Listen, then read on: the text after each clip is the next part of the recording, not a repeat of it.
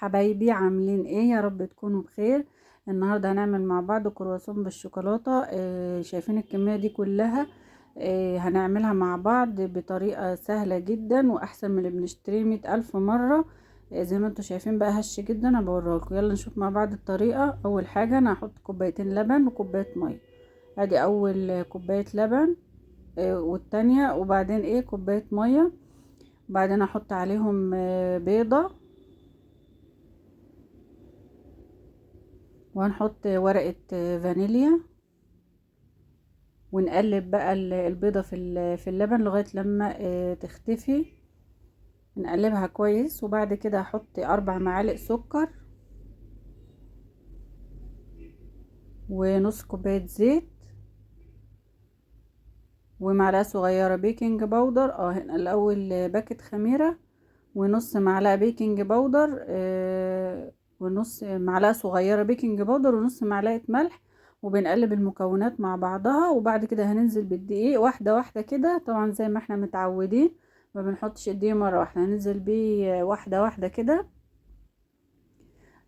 ونقلب بالمعلقة، وبعد كده هنرمي المعلقة ونديله بقى لغاية لما العجينة تبقى بالشكل ده. وبعدين هنغطيها لغاية لما تخمر. هنا بعد العجينة ما خمرت، بنزلها بقى كده على الرخامة، واعملها رول بقى زي ما انتوا شايفين كده.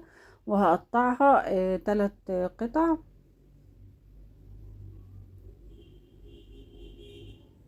وهكورها بقى كده عشان هفردها واغطيها. يعني بنغطيها 5 دقايق بس، على ما اقطع اللي هو قالب الشوكولاتة اللي انتوا شايفينه ده. انا عايزه اقول لكم الشوكولاتة السما دي طعمها حلو جدا. شوكولاتة الطبخ يعتبر يعني سعرها مناسب. همسكها بقى الشوكولاتة ديت، هقطعها كلها مكعبات صغيرة، مش صغيرة قوي، يعني وسط كده زي ما انتوا شايفين اهو بالشكل ده كده. هنيجي بقى اول كرة انا عملتها هفردها على الرخامة. طبعا احنا متعودين لو يعني اي سطح هنشتغل عليه بنعقمه بالخل. يعني قبل ما تشتغلي على الرخامة هنحط كده نقطتين خل ونمسح كده بالفوط. بعد ما فردت بجيب بقى السكينة او قطعة بيتزا. هنقطعها بقى كده بالطول وبالعرض وبالورب. وبعد كده كل واحدة اعملها مثلث، زي يعني الحدث يتحدث عن نفسه زي ما انتوا شايفين كده. سهل خالص، سهلة جدا. بعد كده بقى على الطروف دي كلها، بعد ما اقطعه بحط بقى الشوكولاتة على الطرف زي ما انتوا شايفين كده. مهم. بعد بقى ما خلصت الشوكولاتة كلها هبتدي الفها على بعضها زي ما انتوا شايفين.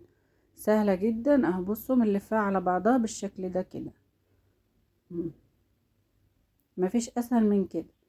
بتعملي كمية كبيرة. اشوف احنا بنشتري الباتيه ده او الكرواسون ده بكام وكمية قليلة وسعره قد ايه. ده هتعملي كمية كويسة وطعمه حلو.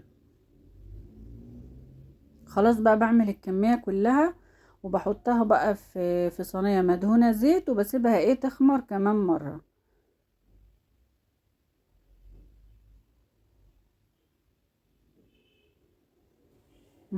هنا بعد ما خلصت بقى الكمية كلها بغطيها واسيبها تخمر تاني. وبعد كده بدهن وشها لبن.